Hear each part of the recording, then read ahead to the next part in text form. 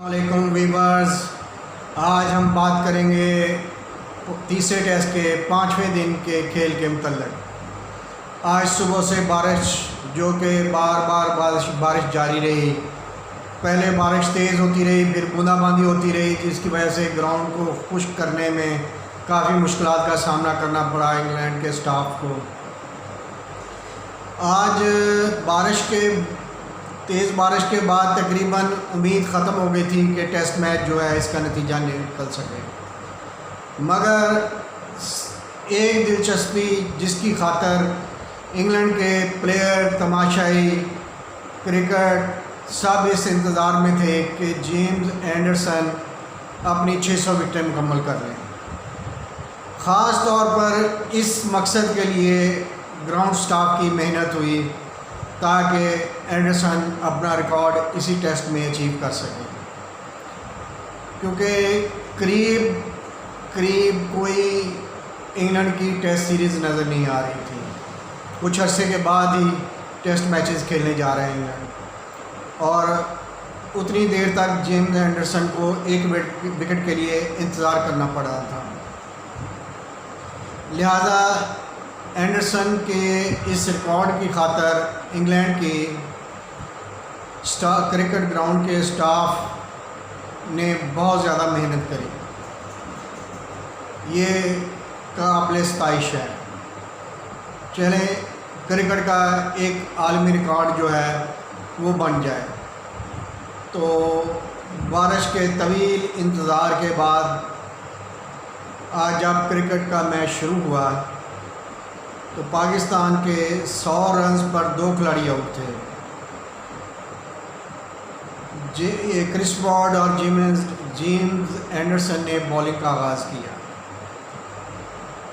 और वो लम्हा आन पहुंचा जल्द ही जिसका इंग्लैंड को इंतज़ार था।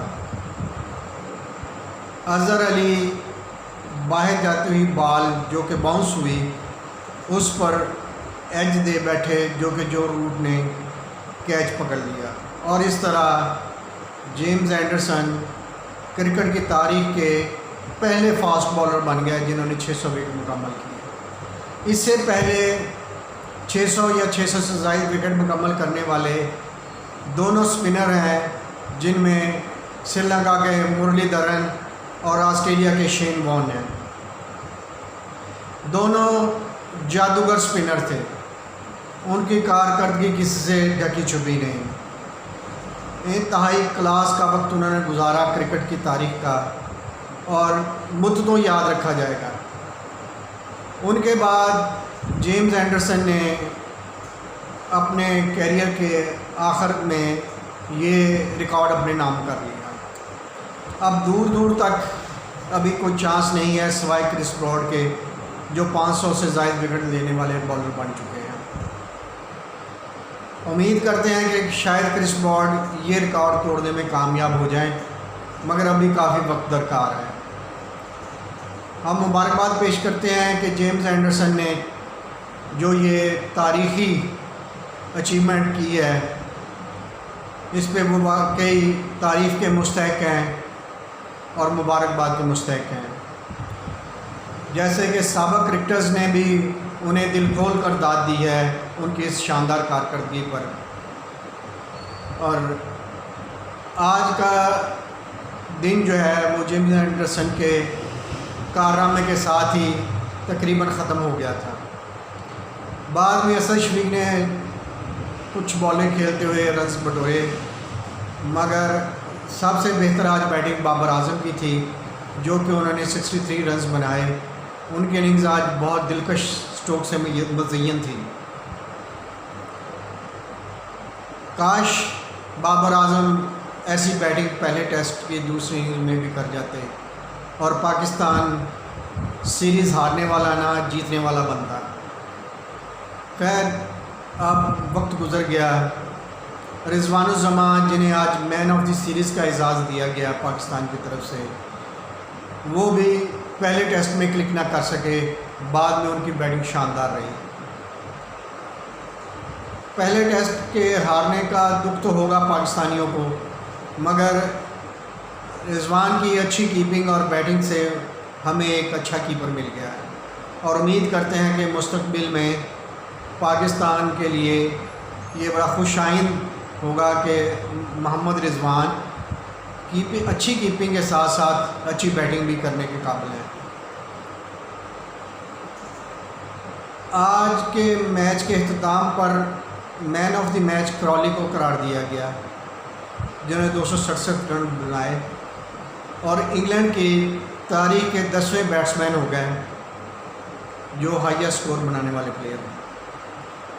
हालांकि इंग्लैंड और ऑस्ट्रेलिया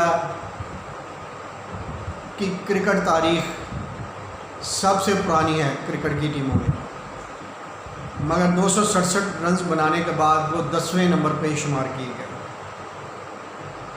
फिर भी वो भी मुबारकबाद के मुस्तहक हैं क्योंकि उन्होंने कई रिकॉर्ड तोड़े, जिनमें बैटिंग में वो 10वें नंबर पे आए। इंग्लैंड की हाईएस्ट इनिंग्स खेली, पार्टनरशिप की इनिंग्स खेली बटलर के साथ मिलके, और इंटरनेशनल टेस्ट क्रिकेट की भी 5वीं विकेट की 5वीं बड़ी शराकत कायम की। वो श्रीलंका के बैट्समैनों के साथ बराबर में शरीक हो गए, वो चौथे नंबर पर और ये 5वें नंबर पर है। लिहाजा ये कहा जाए कि इंग्लैंड की इनिंग्स एक तारीखी इनिंग्स शुमार की गई है क्योंकि इसमें काफ़ी रिकॉर्ड टूटे और इंग्लैंड के लिए यादगार रहा। क्रॉली के लिए तो बहुत ही यादगार रहा, जैसा कि उन्होंने अपने मैन ऑफ द मैच के इंटरव्यू में बताया कि ये टेस्ट उनके लिए पूरी ज़िंदगी यादगार रहेगा।